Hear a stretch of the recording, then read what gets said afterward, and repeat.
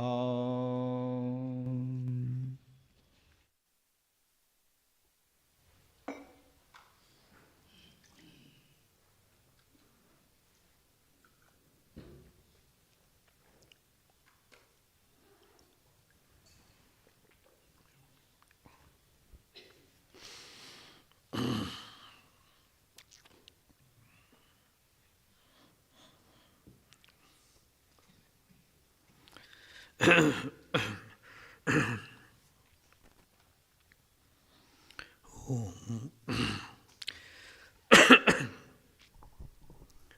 नमः परमर्षिभ्यो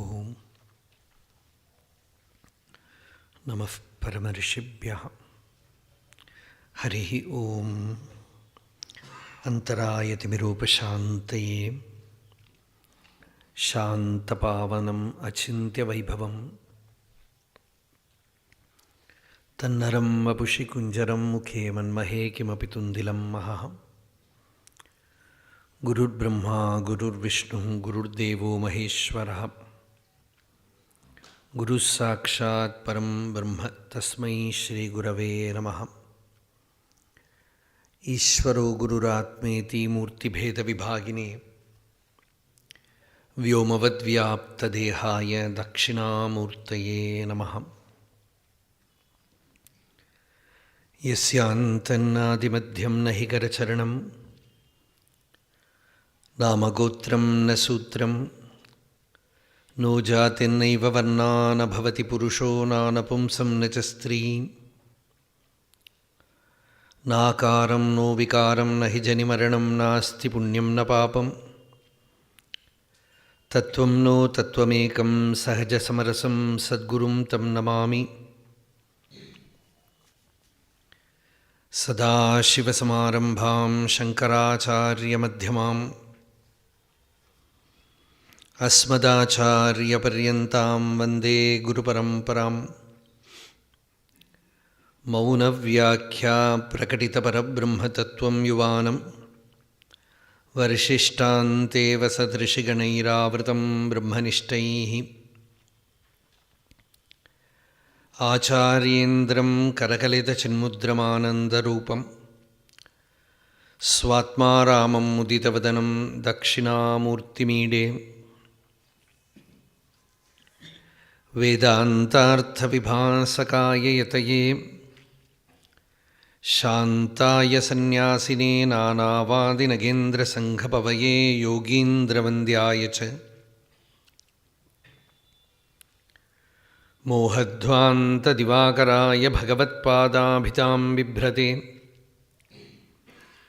तस्मै भाष्यकृते नमोऽस्तु सततं पूर्णाय बोधात्मने। अपारसच्चित्सुखवारिराशेः यस्योर्मिमात्रं भुवनं समस्तं गुहाहितं तं रमणं गभीरं चिन्ताविहीनं हृदि चिन्तयामि। देहं मृण्मयवज्जडात्मकमहं बुद्धिर्न तस्यास्त्यतो नाहं तत्तदभावसुप्तिसमये सिद्धात्मसद्भावतः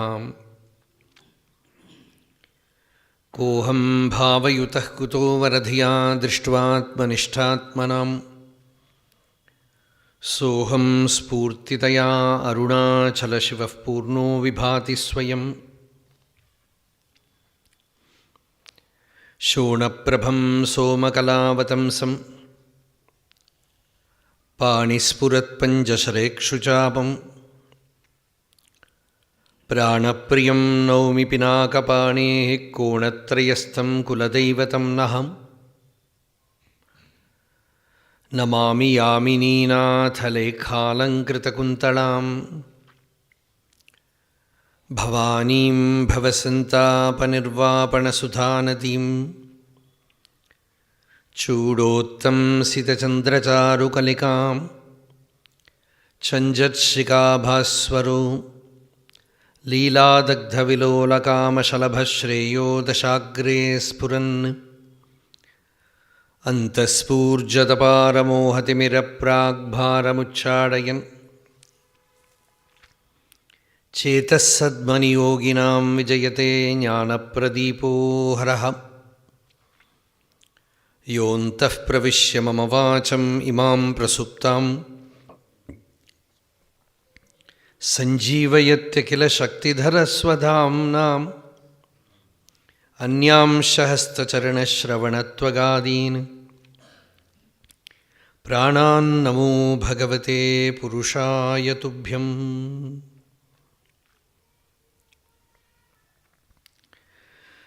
जन्माद्यस्य यतोऽन्वयादितरतश्च अर्थेष्वभिज्ञस्वराट् तेने ब्रह्महृदाय आदिकवये मुह्यन्ति यत्सूरयः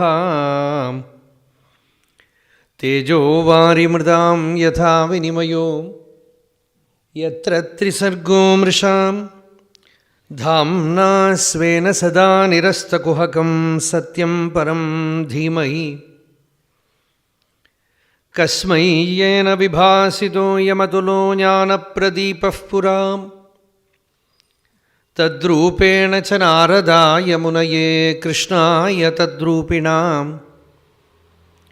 योगीन्द्राय तदात्मनाथ भगवद्राताय कारुण्यतः तच्छुद्धं विमलं विशोकम् अमृतं सत्यं परं धीमहि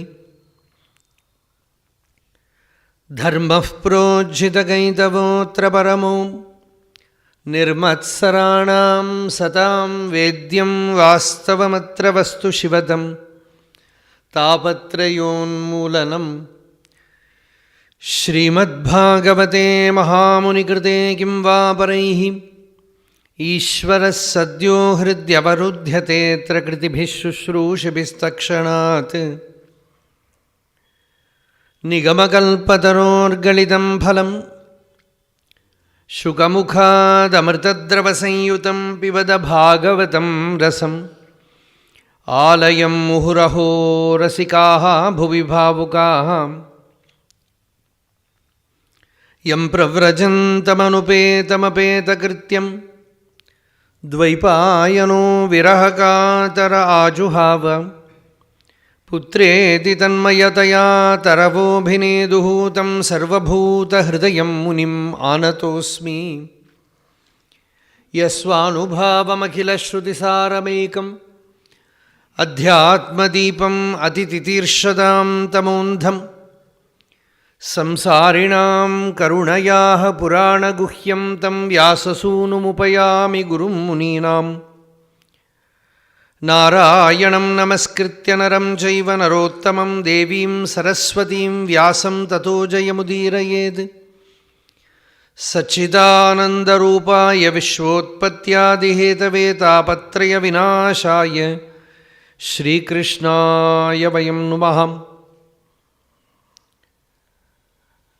सत्यस्य ते स्वदृश आत्मन आत्मनोऽन्यं वक्तारमीश विबुधेष्वपि नानुचक्षे सर्वे विमोहितधियः तव मायये मे ब्रह्मादयस्तनुभृताः बहिरर्थभावाः तस्माद्भवन्तम् अनवद्यमनन्तपारं सर्वज्ञमीश्वरमकुण्ठविकुण्ठधिष्ण्यं निर्विण्णधीः अहमुहवृजिनाभितप्तो नारायणं नरसखं शरणं प्रपद्ये नारायणं नरसखं शरणं प्रपद्ये।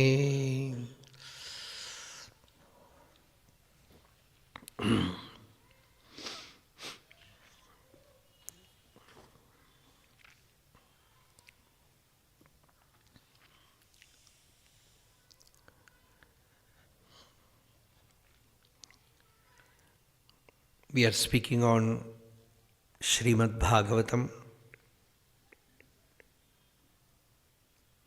Ekadasha Skanda, the 11th canto of Bhagavatam.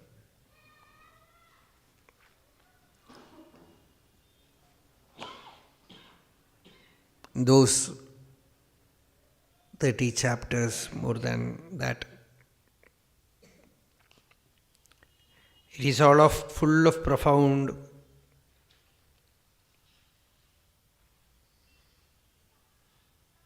jnanam that we have said again and again. So we cannot make truth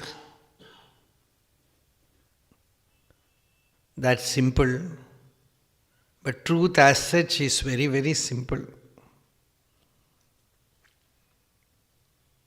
The problem is we are complex.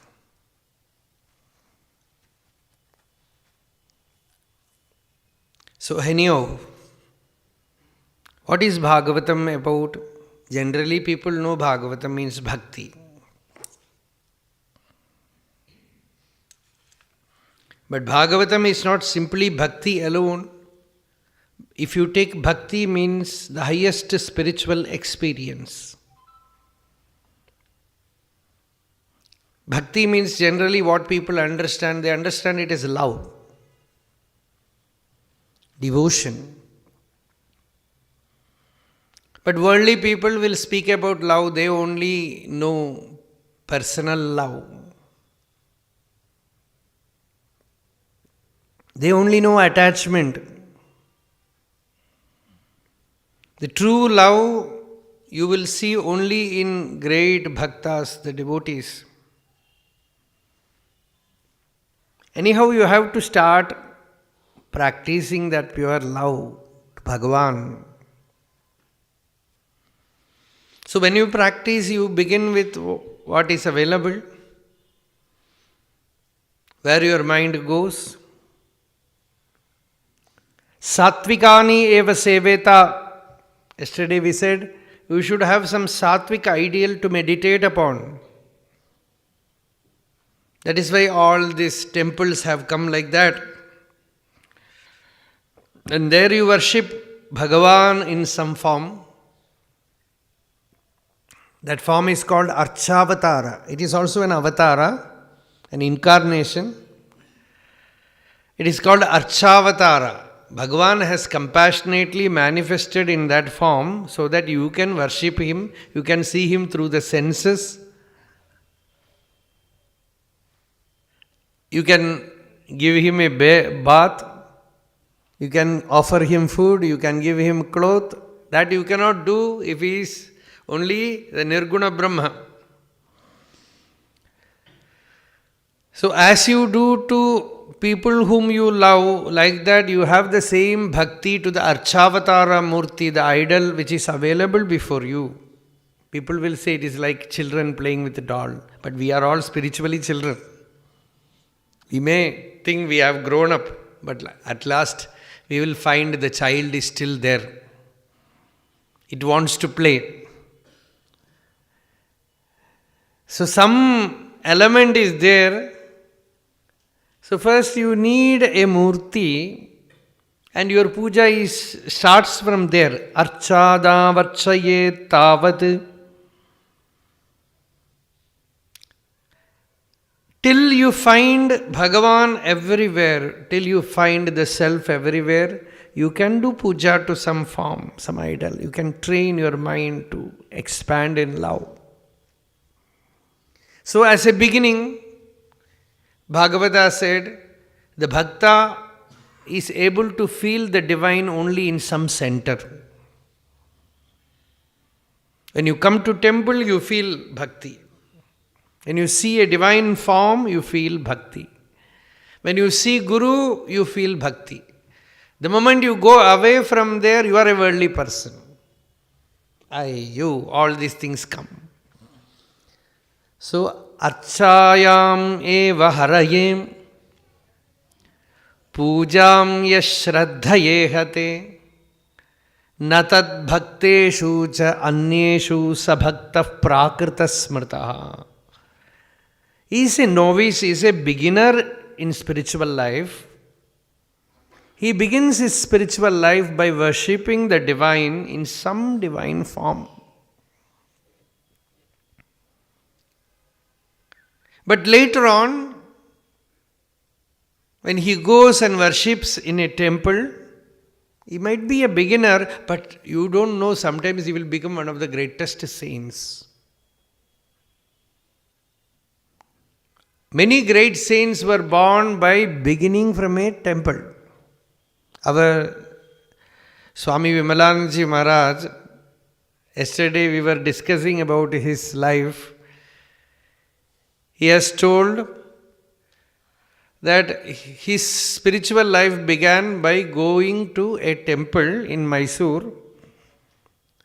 For what? Not for worshipping. He will get puliyodare, some prasad to eat. He said, I will get very tasty prasad there, hence I used to go there. So for some, the greatest spiritual journey started from the tongue. But how it flowered as a great saint. So sometimes, all these things are necessary.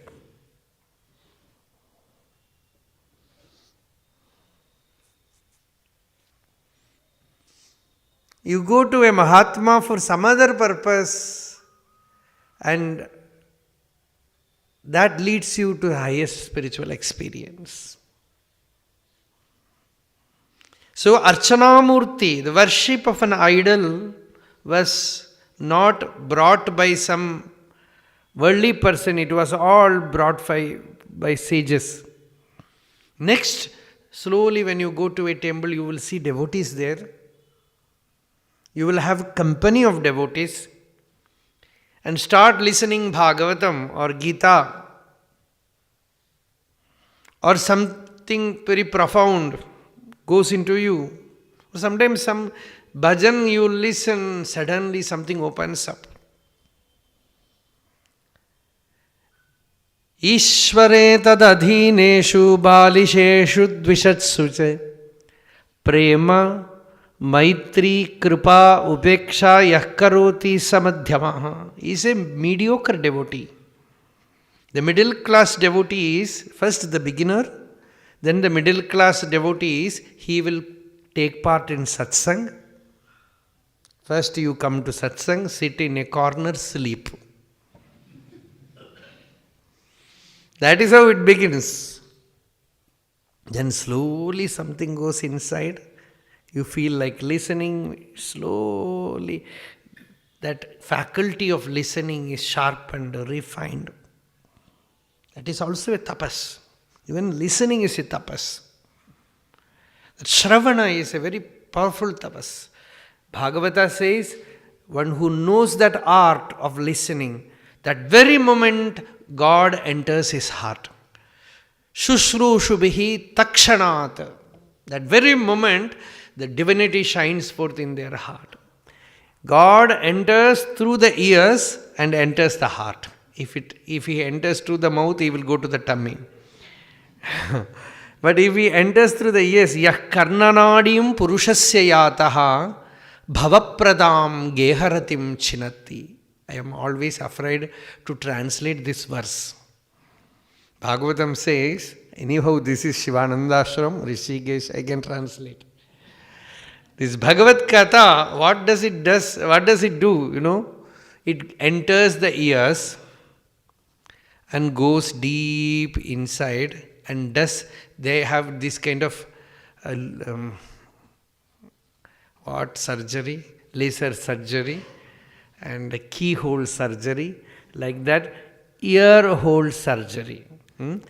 Through ears, these words of Bhagavata or the Upanishad enters and a surgery is done. Something is removed. And what is removed? Attachment to, it is not my words, attachment to family, attachment to house, attachment to all these things are all cut asunder. Bhavapradam, because it gives you becoming more and more and more suffering. Slowly in a mild form that is cut from within. Geharatim chinati. That is why these gopikas, they were all great devotees of Krishna. And there is a Brahmara Geetam addressing a Brahmara. The bee, honey bee. They are telling, they are speaking about Krishna. They say, you should never listen to his stories. They are so nectarine, karna piyusha viprut. They are also like amrita. But once they enters, it is very dangerous. Sakridadana vidhuta. Even if once you drink that story through the ears, dvandva dharma vinashtaha. All this attachment to all the duality, cold, heat, good, bad, this, that, all this family attachment, worldly attachment, everything drops off. Bahavaha, many. Iha, in this world, vihangaha, many are the birds who just flew in the sky of Chidakasha, breaking all the cages. They just were left free in the space, pure space of consciousness. Bahava iha vihangaha bhikshucharyam charanti. Okay, not much higher dose is not needed. So here, Bhagavan said, first you begin with a temple worship, then you have friendship with devotees, love to Bhagavan, and those who are against devotees, such people will be always there. Bhagavan will keep such people near a devotee. They will be constantly fighting with you, telling you, you are wrong, you should not be like this. We have heard a very interesting anecdote about Socrates. He was a great philosopher, no? So, whenever he used to have conversation, philosophical discussion with his disciples, his wife used to make such chaos there. She will every day become angry and fight with him, make big noise, and he will not even care to look. He will be talking to his disciples. One day she took a pitcher full of water and threw it on his head. He looked at her and remarked, every day it thunders, today it rained.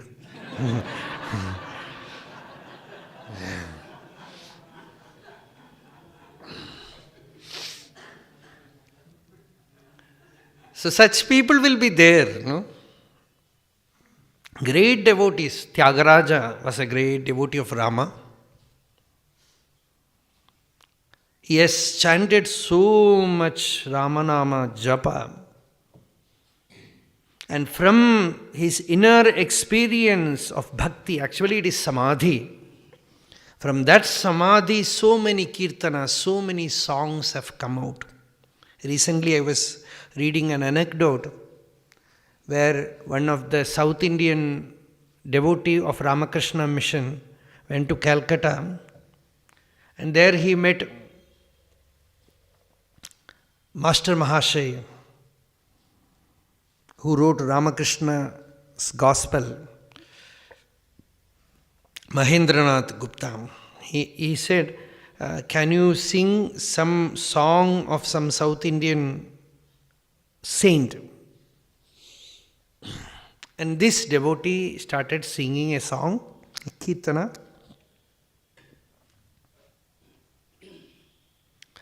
Of Tyagaraja. Then he asked, Master Mahashay asked, whose Kirtana is this? He said, this is Tyagaraja Swami's Kirtana. And he wanted the meaning also. Listening to the meaning, Master Mahashay said, oh, he was a rishi. He was not a normal, ordinary devotee, he was a rishi. But he lived in his family along with his brother, and his brother used to constantly create trouble for him. The trouble was so much that in one song he is praying to Rama, Rama, why don't you rescue me? You rescued Sugriva from Bali. See, to this extent he goes, because Rama killed Bali to rescue Sugriva. He said, you rescued Sugriva from Bali, I am also a Sugriva. Swamiji will understand the meaning, because Sugriva means one who has a good kanta, one who can sing well. I am also with Sugriva. You rescued Sugriva from Bali. I am also a good singer. Why don't you rescue me? And many songs he speaks to Rama. I don't want a name. I don't want fame. I don't want money. Nidhi sala sukuma. Ramuni sannidhi seva sukuma. Nija mukha balku. Mamata bandhana yuta narastuti sukama. I am not after name or fame. I want only you. I don't want worldly people to enjoy my song. I want you to enjoy my song. Rasika Shiromani Dasharathe. When the king called Tyagaraja to his court to sing, Tyagaraja refused. He did not go there. After a few days, one sannyasi from Kashi walked all the way to Tamil Nadu and went to Tyagaraja's village and said, I had a vision of Rama, and Rama told me to come and see you and listen to your song. So, Tyagaraja Swami sings in this song, he says, I am really flattered. It is not that I don't want flattery, but I want flattery from devotees. And it is your rasikatva that I want, O Rasika Shiromani Dasharate Ashatira Dura Desham. You made Tyagaraja well known everywhere. You told one of your devotees to come and see me and listen to my song. He was really overwhelmed by devotion to see that sannyasi there. All that songs Tyagaraja has written, his brother was also a cause. He was creating trouble, he was creating pain. See, spiritual life, there will be an element very near you, giving you pain constantly.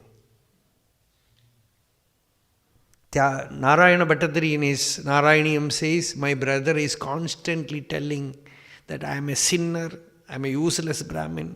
Papoyam Krishna Rameti Abhilabhati Nijam Guhitum Dusharitram. Oh Krishna, why don't you give me peace of mind? Somebody will be there so that your bhakti will blaze forth, your spiritual experience will blaze forth. But when you experience this pain, it is certainly a pain. That element is very much needed to make your spiritual life efficacious, fruitful. That element will be there. You cannot do anything because it is posted by Bhagavan. Kabir says, in one of his dohe, he says, stay very near people who will insult you. They will remove all your ego. You don't need to do self-enquiry. Just listen to them. Your ego will go.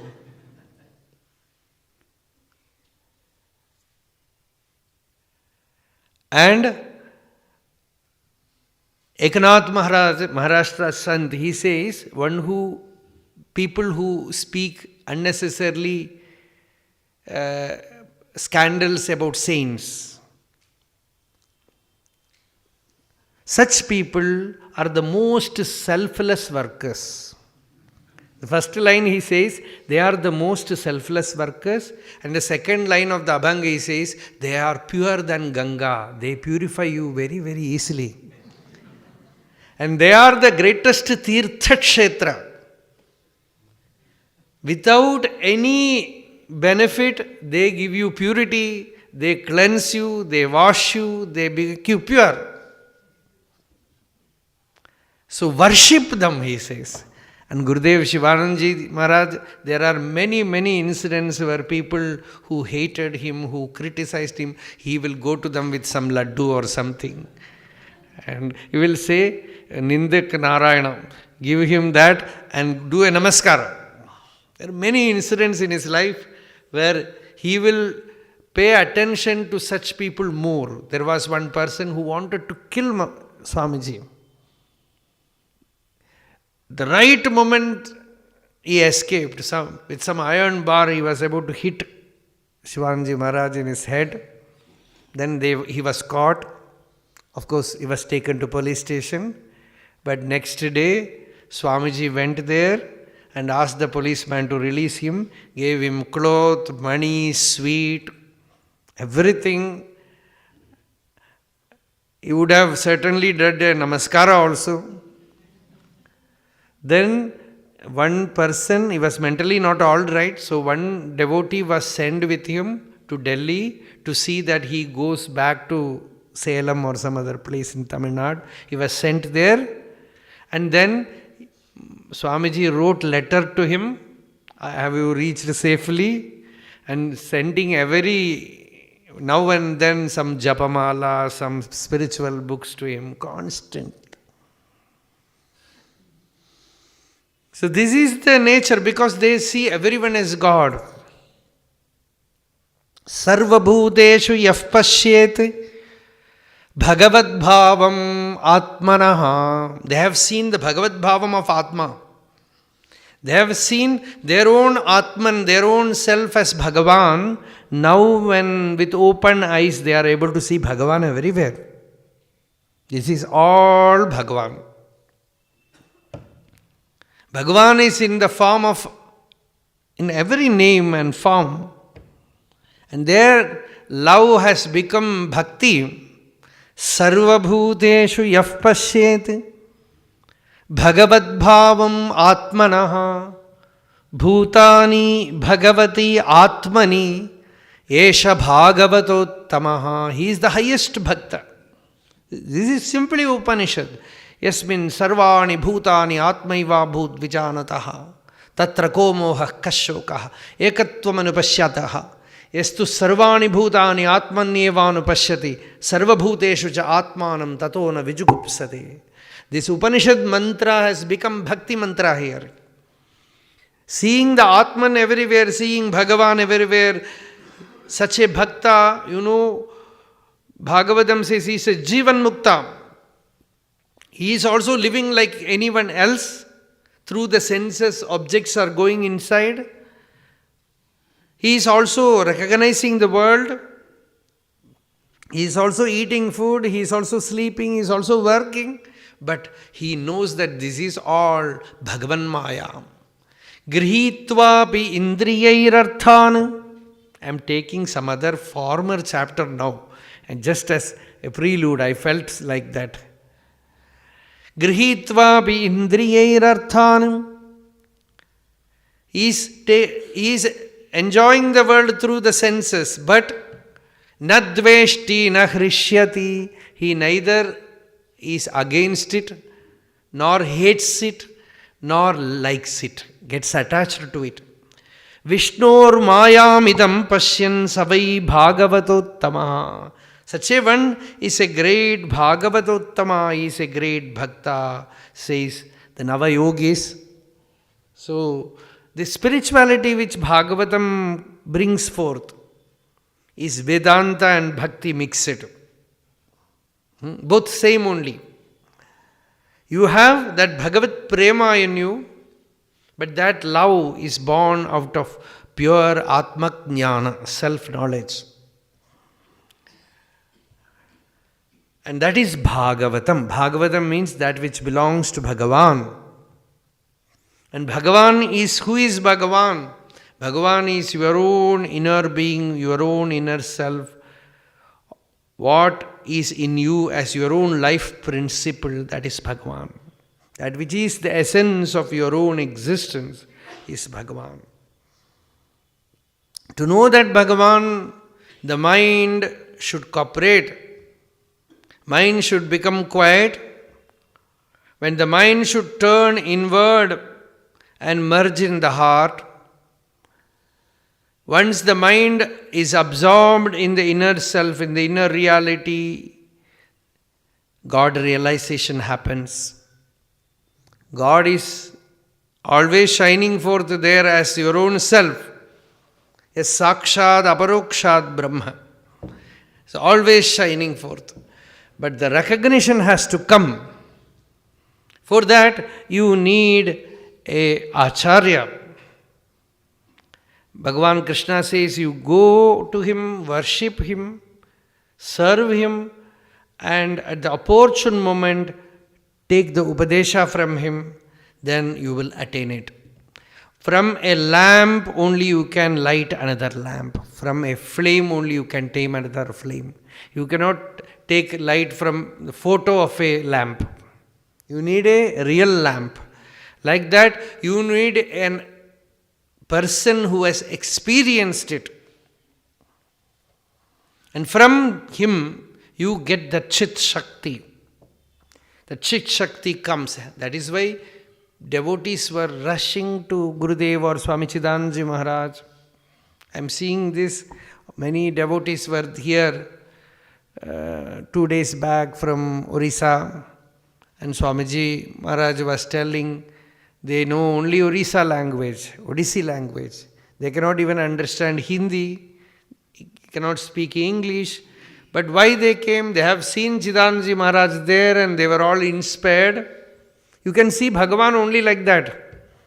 You see Bhagavan in some saint and that inspiration goes inside, and they have come all the way from Orissa here, and Swamiji was keeping them sitting around and chanting Om Namah Shivaya, Om Namo Narayanaya, some Nama Sankirtanam. Very simple village people. They have come here, they cannot understand Jnanam or Yogam. They might understand, but they, through experience, not through academics. This is how spiritual truth has spread out in Bharata, in India. That is why saints were traveling from village to village, so that some people will get lit by their presence. So, now we are coming back to our subject, Hamsa Upakyana. Hamsa means swan. I don't know whether the swan that they are speaking about is still there. Something like a swan you can see here, there, somewhere. But the swan is also a mystical bird. There are many stories of swan in Mahabharata, in Puranas, where one swan will go from one king to one prince to another princess with a love letter. It will go and speak there. Such stories are there in Nala Charitram, etc. So many swan stories are there. But what does the swan do?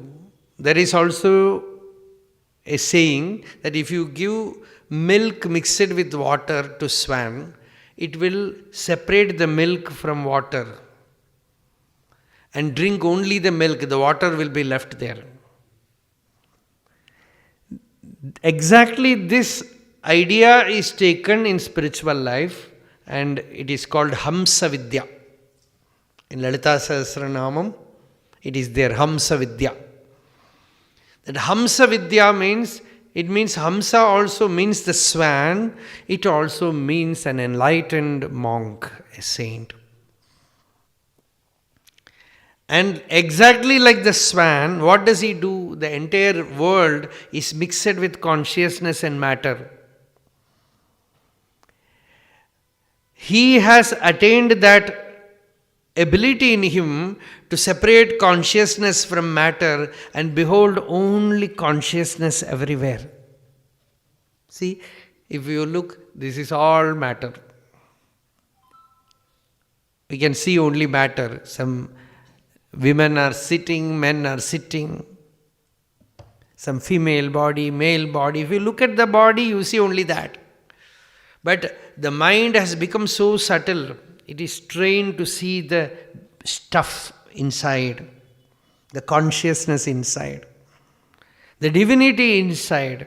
Once that state one has achieved, then matter can no more hypnotize such a person. He knows matter does not exist.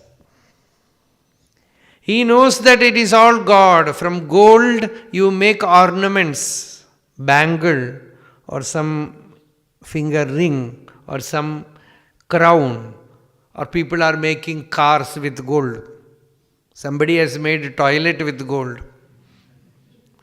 But essentially, it is all gold, gold, gold, gold. Like that, the entire names and forms are all changing, but the basic stuff is that gold, that is pure self, the Atman. It has become every name and form. There is no bheda. One who is aware of this basic principle, this Advaita Jnana, Bhushasu Swarnavadva, Gada Sharavadige Mritikavat. Like the gold behind all the names and forms, like the mud, earth behind all the pots and idols made of mud, like that, behind all the names and forms, in reality, there is only one, that is the non-dual Atma, the Self, the Brahman. And Jnani is ever aware of that, he is illumined about that. His awareness never leaves him. This is the highest attainment, this is real yoga. Then with open mind, he is in samadhi. This is what we said as the highest bhakta. Sarva bhuteshu yaf pashyed bhagavad bhava. He looks at every person, he is seeing everyone as Bhagavan. When Gurudev was there was another great saint also in Kerala, Kanyangad, Swami Ramdas. He is also very well known. All of you might be aware of him. And Anandashram and Shivanandashram are very mutually very friendly. And Chidanji Maharaj every year used to visit Anandashram.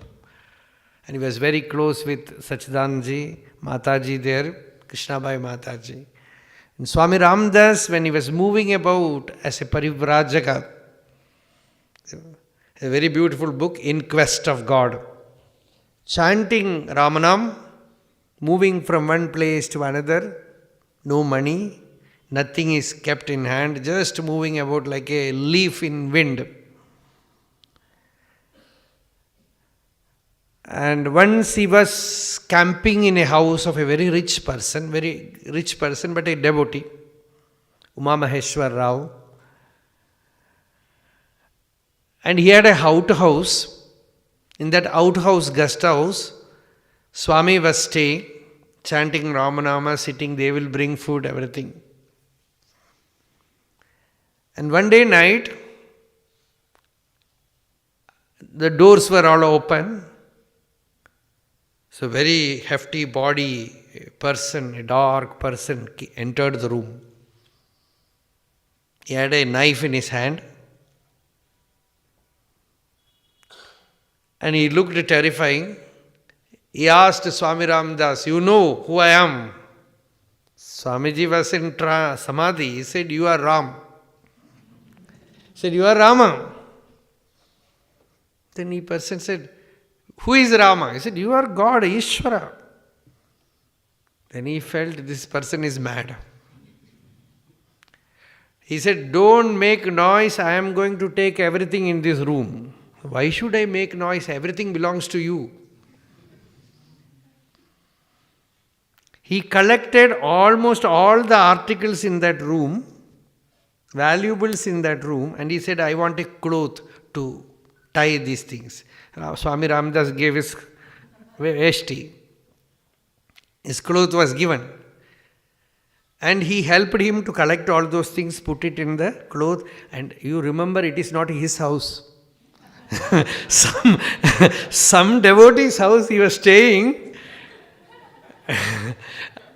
And he was in such a state that he helped that thief to steal everything and took every object in that room, put it in his own cloth and very well packed it and gave it and stood like this. And he went away, the room was clean. Next day morning, that person came, the house owner came, the room was clean, Swami was also clean. No dress, nothing, naked. Because he had a loin cloth, with that only it was tied. So Swami was also clean, the room was clean, Nothing is there. That person understood. He asked, what happened, Swamiji? With so much ecstasy. He was in almost samadhi. He said, Rama came and took away everything. See, such spirituality is not practical in the world, no? But impractical. A real saint is impractical. Nayasya svaha parayiti vitteshu atmanivabhidam sarvabhuta samashantaha savai bhagavatottamaha. He is the highest devotee who has no feeling of this is mine, neither he thinks it is somebody's, because everything belongs to Bhagavan. Nayasya svaha parayiti vitteshu, neither in the wealth nor in his own body he considers so. Sarvabhuta samashantaha, he is same towards all. This samadarshitva is the greatest attainment. He neither praises nor criticizes. The Avadhuta Dattatreya says, na nindami, na cha staumi, swabhava vishamam janam. Sarvesham shreya ashase, utaikatmyam mahatmani. Says, the same self is there in everyone, hence I will neither criticize nor will I praise, because all are me, all are my own self. Whom to criticize, whom to praise, I see the same self everywhere. So this is the state of a mukta purusha, a jivan mukta. In such a state there is no ego. Ahamiti anyatha buddhihi pramatthasya yatha hridi. Only for the ignorant one who has slipped from that understanding. For him, I, the feeling I is so strong, and you, he, everything follows. Utsarpati rajo ghoram. This ghora rajas comes to him. And then we will always feel that we should not give up, we should fight, we should assert. All these things will come. This is Rajoguna. When the mind is in the Rajoguna, the mind will not stay calm. It will be restless. There will not be any real true rest for such a person. True rest can happen only in the self, in the Atman. When one finds that kind of rest in his real nature, he is a yogi. And such yoga I taught to my disciples Sanaka, Sanandana, Sanatana and Sanat Kumara, says Bhagavan. And Krishna is telling Uddhava, but now Krishna is not identifying with Vasudeva's son. He is now identifying with the Paramatma, the Supreme Being. He says, I have taught this long back to the Brahma Kumaras. Then Uddhava asked, when did this happen? Then Bhagavan said, Evam Prishto Mahadevaha. See, here Krishna is addressed as Mahadeva. Evam Prishto Mahadevaha Swayambhuhu Bhuta Bhavanaha. No. Here Vishnu himself is, Brahma is addressed as Mahadeva. As Sanakadis are asking Brahma, he is a great God. So they are asking, how can we be peaceful? Because all the sensory objects, they enter through the senses, enter the mind and create trouble. The mind also goes through the senses, enter the sensory field and collect things. This phenomenon is not done by us. It is natural. It is prakriti. It is nature. Guneshu avishate chetaha. The mind enters the gunas. Gunaha chetasi cha prabhu. Gunas enter the mind also. You can say it goes through the senses and enters the world, and world enters the senses, mind. Or inwardly also this sattva guna, rajo guna, tamo guna mixture happens. How can we give it up? It has become one, pasted together. Katham anyonya santyagaha mumukshoho atititirshoho. A mumukshu, a person who is seeking freedom, ultimately will realize that outwardly renouncing one cannot become free. First step, of course, you can do outward renunciation, because then only you will see that the objects and individuals and emotions that you have given up outwardly, they are all actually staying in you. They are not anywhere else, because you are yourself the world. In you, in subtle form, all these things are there. How are you going to be free of them? This is a great question that a person who has renounced will ask. For a worldly person, renunciation will look like an easy solution, outward renunciation. It just becomes sannyasi or free. Renounce house, wife, wealth, everything, then you become sannyasi, you are free. Then he realizes that everything is lodged in his mind. Not so easy. That is why they say, true renunciation happens only by Bhagavan's grace, Kripa. So actually, the Sanakadis are asking how to renounce completely. Because the world is there, but world is not simply there. I sleep, dream, all world comes. The ego is inside. Then how to be free of these things? Suppose you meditate very well, you will be peaceful. But once in a while you have to wake up and move in the world. A story is told about a sage who wanted to meditate without any disturbance. His name is Saubhari. He found that wherever he goes, there is disturbance. Ultimately, there are sadhakas also who say we want a place where no human beings are there. These human beings are great disturbance. Like that, this Saubhari also thought. So he is a great yogi, he has great power. He went to Yamuna river, and in a particular portion, he freed the river, entered the river and started staying inside the water. Such power he had. And hours and hours he will meditate inside Yamuna, and every day he became very familiar with the inside water. We are not familiar. But we are familiar with only the outside world.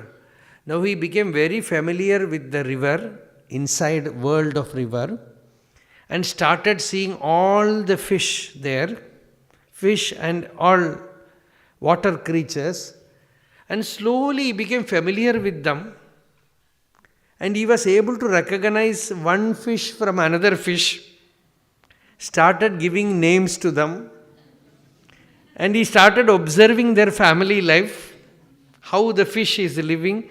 Because wherever, this is just like staying in a dark room, slowly you start seeing things.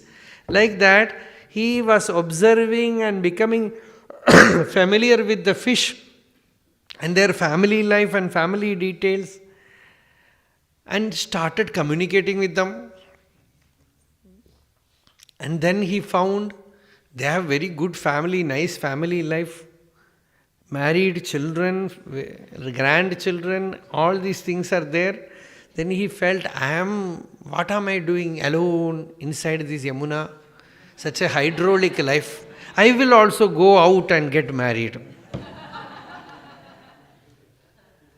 And he jumped out of the water, all big beard, big jata, looking like a weird creature.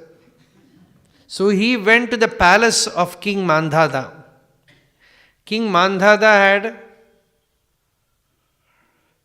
50 daughters, princes. So he went to king and asked for the hand of one of his daughters. He said, I want to get married to one of your daughters. The king saw he looks like a devil. Because not very handsome, Because so many days of fasting and austerity and tapas, the body has become so burnt and living inside water, all wet. But he is a tapasvi, yogi. We don't know what curse he will give.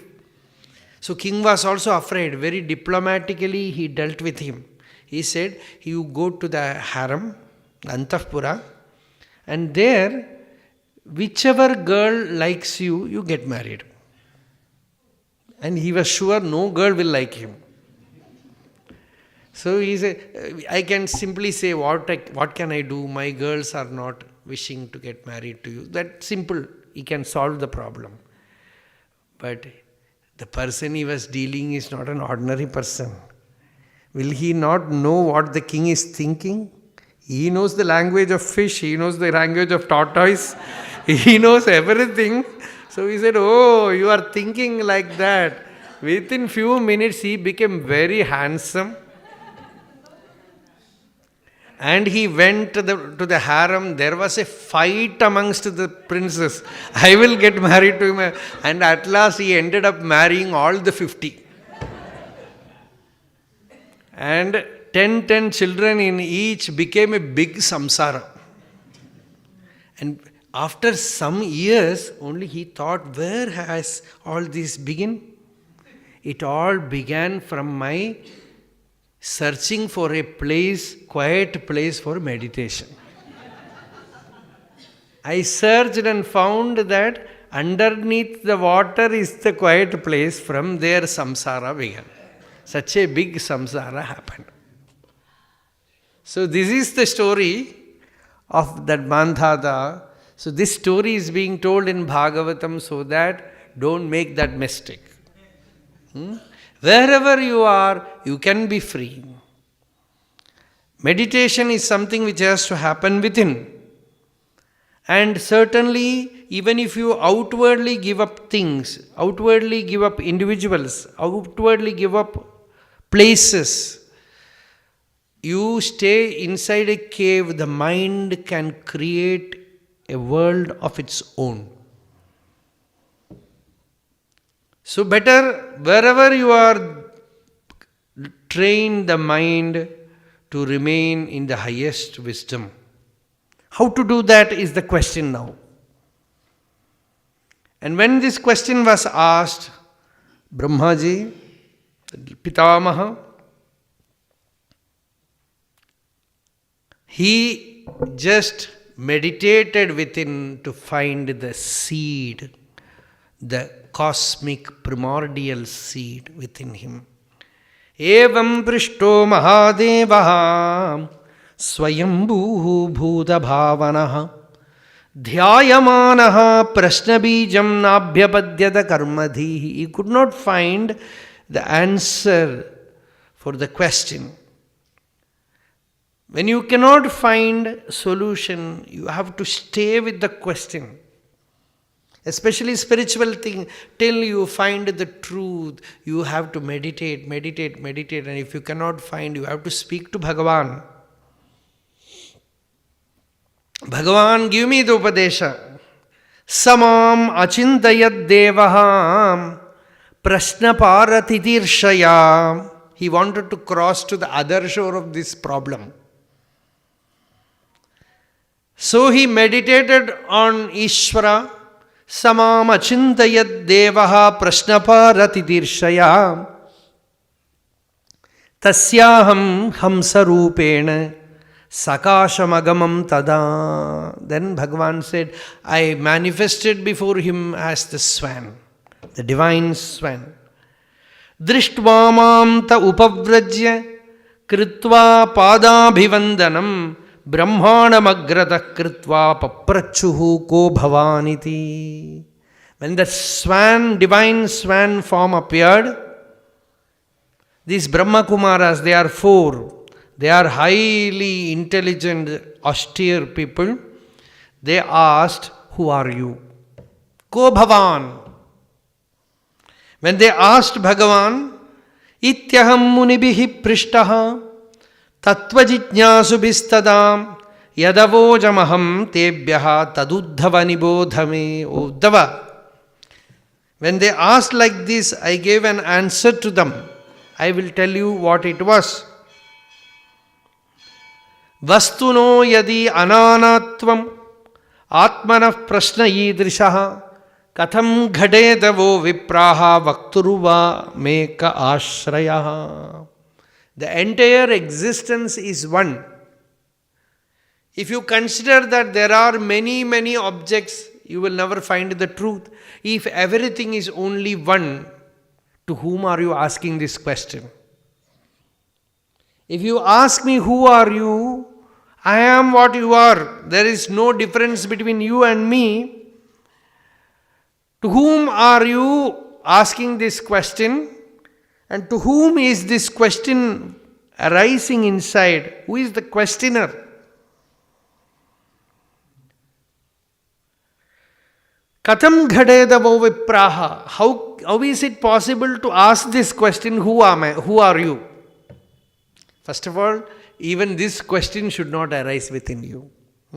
When a great sage, Narayana Guru, came to see Bhagavan Ramana Maharshi, he was also a great sage. He came there to see Maharshi. Maharshi never asked him any question. He did not ask, where are you coming from? What is your name? What is your caste, religion? Nothing. And just kept quiet. The only thing that he asked is, can we take food? Only that much. Nothing else. Seeing that highest Brahmanishta, Narayana Guru wrote 5 verses, Nirvriti Panchakam. In those verses he says, a person who never asks, where are you coming from? What is your name? Because from every conversational details, something will come up and create Maya. Words, if you ask, what is your country? I am coming from this country, and regarding that country, some opinion, some words, something. And the mind starts thinking about details. So no question, what is your name? No question, where are you coming from? No question, what is your caste?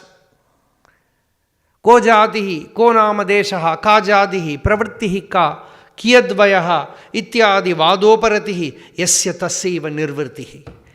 Only to him that highest peace will be there, no interactional conversation, no asking about personal details, no explanation about personal details, simply nirguna, nirguna, nirguna. And in that state there is shanti, no unnecessarily speaking. Bhagavata says, na kinchit chintayet dhyayet vadet kuryat. Unnecessarily don't think anything, unnecessarily don't speak anything, don't unnecessarily contemplate on anything, don't unnecessarily do anything. Such a one is a Paramahamsa, is a Mauni, is a sannyasi, is a real sage. Train yourself with that highest profound discipline. This is the moment the first very question was thrown back. This Maharshi used to say, used to do the same things. People ask question, he will say, who is asking this question? You cannot say I, because the moment you say I, the question will come, who is the I? That is why Kapala Shastri, a great scholar, used to call it as Brahmana Maharshi's Brahmastra. Very powerful weapon, missile. If you will not use that missile, I will ask question, he will say. Because if you use that missile, I cannot ask question. If you ask who is the questioner, no question is possible. So here, Bhagavan is using that. And he said, I have a question. Then said, who is Ko Bhavan? Who are you? He said, who is this I who is asking this I?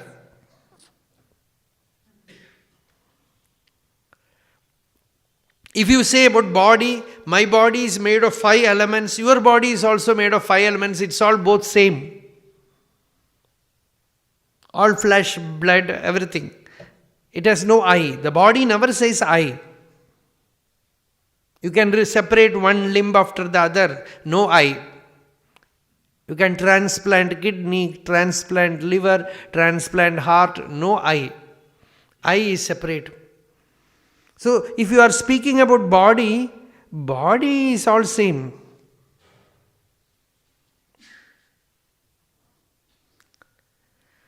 Ko bhavan iti vah prashna. Then also if you ask ko bhavan, no right answer is possible.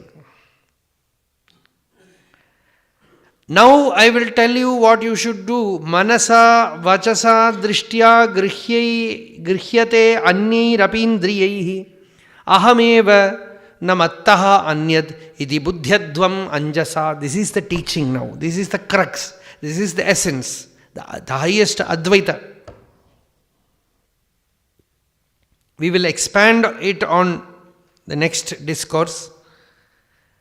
You asked how to be unaffected by the mind going out, things coming inside, the mind operating inside. Bhagavan says, Manasa through the mind, Vachasa through words, Drishtya through the eyes, Anyairindriyehi by all other senses. Whatever goes in, whatever comes out, whatever activities are happening, all that are I alone, Bhagavan alone. It is the Atman. It is that one non-dual principle. Just as waves happen, bubbles are coming, iceberg is happening, everything is basically water. Actually, the hydraulic creatures inside the ocean are also made of water only. Only water exists. Water appears as fish, water appears as whale, water appears as bubble, water appears as iceberg, water appears as foam. Essentially, salila eko drashta advaito bhavati. What is essentially true is only water. Like that, the entire existence is one pure, unadulterated consciousness.